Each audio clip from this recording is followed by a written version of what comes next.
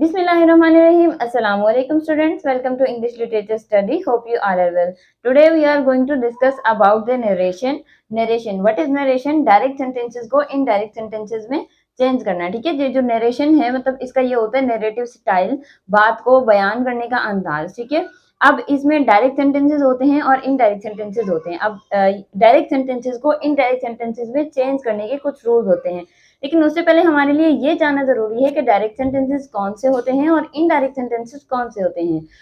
उससे पहले अगर आप हमारे चैनल पर नए हैं तो चैनल को सब्सक्राइब कर लीजिए, बेल आइकन पर क्लिक करना हरगिज ना भूलिए ताकि हर नई से नए आने वाली वीडियो आप तक बर वक्त पहुंचते रहे। और वीडियो अच्छी लगे तो लाइक जरूर कीजिएगा और अपने दोस्तों के साथ शेयर कीजिए। So let's begin. Direct sentences कौन से होते हैं?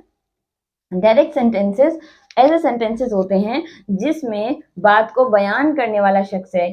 ठीक है, बात को बयान करने वाला शख्स किसी तीसरे शख्स की बात, किसी दूसरे शख्स की बात एज इट इज मतलब उसी के अल्फाज में बयान कर देता है। ठीक है, जैसे हम अगर लिखते हैं तो इन्वर्टेड कोमास के अंदर लिखते हैं। इन्वर्टेड कोमास के अंदर जब हम कोई बात लिखते हैं तो इसका मतलब होता है कि जिस शख्स की ये बात है, जिस शख्स ने ये बात कही थी, ये सेम उसी के वर्ड्स हैं। ठीक है, तो ये डायरेक्ट स्टाइल होता है। फॉर एग्जाम्पल, अली ने कहा मैं बहुत इंटेलिजेंट हूँ, मैं बहुत ज़हीन हूँ। ठीक है, अली ने कहा कि, और ये होता है डायरेक्ट स्टाइल। ठीक है, लेकिन अगर मैं यानी कि ये बात मैंने किसी तीसरे बंदे को बताई, लेकिन अगर मैं अली की ही बात को अपने अंदाज में बयान करके कहती हूँ, फॉर एग्जाम्पल इफ आई से अली ने कहा कि वो बहुत ज़हीन है। ठीक है, तो ये आपका इनडायरेक्ट स्पीच में आ जाती है। ठीक है, तो ये होते हैं डायरेक्ट स्पीच और इनडायरेक्ट स्पीच में फर्क है। डायरेक्ट स्पीच क्या होती है कि तीसरे शख्स की बात को एज इट इज उसी के अल्फाज में कन्वे कर देना, लेकिन इनडायरेक्ट स्पीच क्या होती है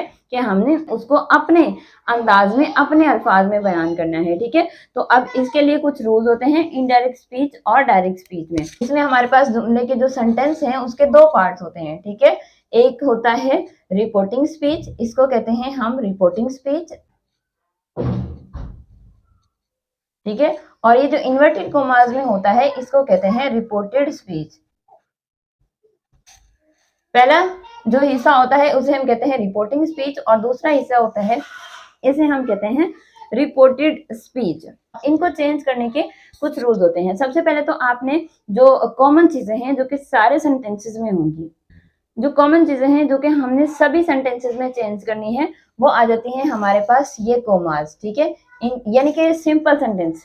ठीक है, ये जो इंटरोगेटिव सेंटेंसेस होते हैं उनमें ये रूल अप्लाई नहीं होगा, उनमें ये रूल अप्लाई नहीं होगा। इंटरोगेटिव में यानी कि सवालिया जुमलों में ये रूल अप्लाई नहीं होगा। जस्ट ये वाले जो सिंपल सेंटेंसेस होते हैं मतलब सिंपल अफर्मेटिव सेंटेंसेस, चाहे वो प्रेजेंट के हों चाहे वो पास्ट के हों, उनमें ये रूल अप्लाई होगा। ठीक है, फर्स्ट ऑफ ऑल तो आपने इन्वर्टेड कोमास को रिमूव करके दैट का यूज करना है। ठीक है, इन्वर्टेड कोमास को रिमूव करके दैट का यूज करना है और ये जो सेज होता है इसको हमने टेल में चेंज कर देना है। ठीक है, सेज लिखा हुआ है तो टेल्स और सेड टू लिखा हुआ है यानी कि पास्ट है तो फिर टोल्ड। ठीक है, और टोल्ड के साथ हम टू का यूज नहीं करते। इसके अलावा आपने कौन सी चीज चेंज करनी है? जुमले में हमारे पास ये जो प्रोनाउन होते हैं, ठीक है, प्रोनाउन में अगर तो हमारे पास यू है, ठीक है, यू है तो हमने उसे according to the object change करना है। अब ऑब्जेक्ट क्या होता है? जो हमारी रिपोर्टिंग स्पीच होती है उसमें ये जो फर्स्ट यानी कि जो बात को बयान करने वाला है वो होता है हमारे पास सब्जेक्ट और जिससे बात बयान की जा रही है ये होता है ऑब्जेक्ट। ठीक है, तो यू है तो यू को हमने अकॉर्डिंग टू ऑब्जेक्ट चेंज करना है यानी कि इसके मुताबिक चेंज करना है। लेकिन अगर हमारे पास आई आ जाता है तो आई को हमने according to the subject change करना है। तीन चीजें हमने सेंटेंस में चेंज करनी होती है। एक तो हमारे पास होता है प्रोनाउन, उसको हमने चेंज करना होता है।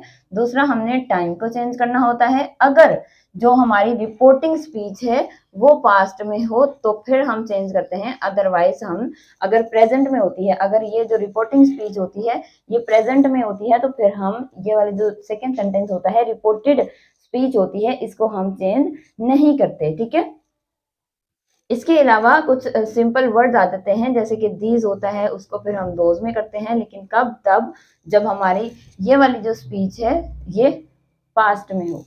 ठीक है, आई होप कि यहाँ तक अच्छे से समझ आ गई होगी। जस्ट आपने फिलहाल दो पॉइंट्स को अपने माइंड में रखना है। एक तो ये कि अगर हमारी रिपोर्टिंग स्पीच प्रेजेंट में है, अगर रिपोर्टिंग स्पीच प्रेजेंट में है तो जो रिपोर्टेड स्पीच है यानी कि जो इन्वर्टेड कॉमास में है उसमें से जस्ट आपने प्रोनाउन को चेंज करना है और इन्वर्टेड कॉमास को रिमूव करके दैट का यूज करना है। इसके अलावा आपने कुछ नहीं करना। लेकिन अगर आपकी जो रिपोर्टिंग स्पीच है वो पास्ट में होती है, ठीक है, अगर रिपोर्टिंग स्पीच पास्ट में है तो फिर आपको जो सेकंड सेंटेंस होता है, जो रिपोर्टेड स्पीच होती है, उसमें भी आपको टाइम को चेंज करना पड़ता है हर सेंटेंस में, ठीक है। और मैंने आपको बताया कि प्रोनाउन तो आपको हर सेंटेंस में ही चेंज करने पड़ेंगे, ठीक है, प्रोनाउन आपको हर सेंटेंस में ही चेंज करने पड़ेंगे, चाहे आपकी रिपोर्टिंग स्पीच प्रेजेंट में हो या पास्ट में हो, ठीक है।